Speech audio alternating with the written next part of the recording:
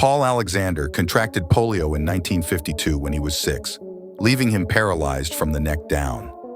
The disease left him unable to breathe independently, leading doctors to place him in the metal cylinder, where he would spend the rest of his life. He would go on to earn a law degree and practice law, as well as publish a memoir. Paul Alexander, the man in the iron lung, passed away yesterday, a post on a fundraising website said. In this time, Paul went to college, became a lawyer, and a published author. Paul was an incredible role model. His brother, Philip Alexander, remembered him as a welcoming, warm person with a big smile that instantly put people at ease. He was just a normal brother to me. We fought, we played, we loved, we partied, we went to concerts together. He was just a normal brother. I never thought about it, he told the BBC.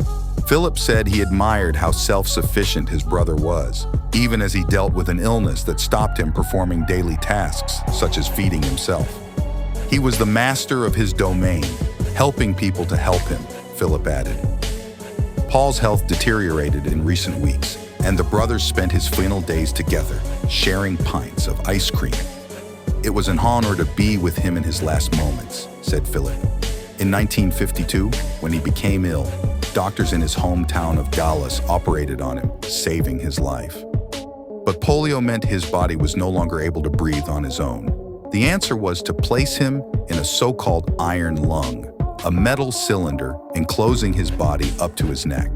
The lung, which he called his old iron horse, allowed him to breathe.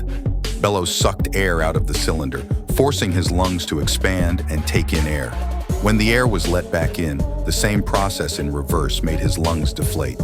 After years, Alexander eventually learned to breathe by himself so that he was able to leave the lung for short periods of time. Like most polio survivors placed in iron lungs, he was not expected to survive long. But he lived for decades, long after the invention of the polio vaccine in the 1950s all but eradicated the disease in the Western world.